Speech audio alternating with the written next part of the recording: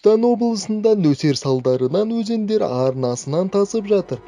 Осы жағдайға байланысты облыстағы тағы жергілікті деңгейдегі төтенше жағдайлар жарияланып, арнайы штаб құрылды. Облыс басшысы Өмірзақ Шөкеев Төле би ауданындағы селден зардап шеккен аумақтарды аралады. Толассыз жауған нөсер жауынның әсерінен Төле би ауданындағы өзендердің су деңгейі көтерілген. Соңғы ақпарат бойынша Арық, Атыз, Қырсайлардан жиналып аққан жаңбыр суынан 6 елді мекендегі 260 тұрғын үйлердің ауласына су кірген. Тұрғындардың барлығы қауіпсіз аумаққа көшірілген. Ауданда су астында қалған 27 үй құлау қаупі бар. Тек 40 минуттың ішінде 1 айлық жаңбыр жауған. Бұл соңғы жылдары алғаш рет орын алған табиғи құбылыс. Қауіпсіз аумаққа көшірілгендеріңіз дұрыс болды. Үйлерді полиция қызметкерлері күзетеді. Уайымдамаңыздар. Саман үй құласа өздеріңіз үшін қауіпті.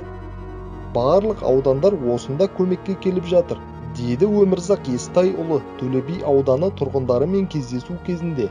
Бүгін түнде судан зардап шеккен Төле би ауданына Қазығұрт, Сайрам және Ордабасы аудандарынан көмек жеткен.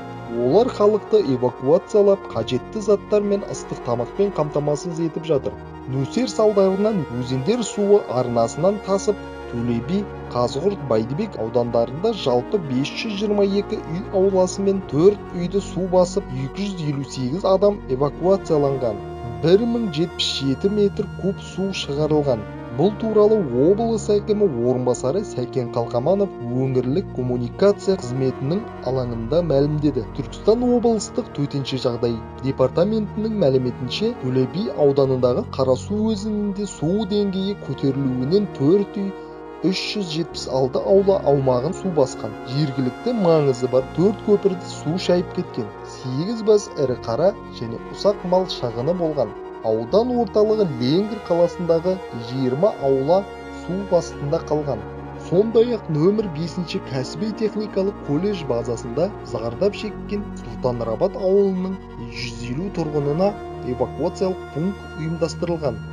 Қазір мұнда 70 адам жайғастырылған.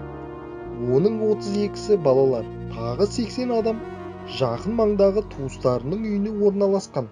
Қосымша Көксәйек елді мекенінде орналасқан нөмірі 9 көпсалалы колледжінде 150 адамға арналған эвакуациялық пункт дайындалған. Сондай-ақ Қазығұрт ауданында 6 үй ауласы мен Қаржан ауылындағы Сембей емханасының аумағын су басқан. Рахымов ауылдық округінің тұрғындарын эвакуациялауға Түркістан облысы төтенше жағдай департаменті қызметкерлері жұмылдырылған.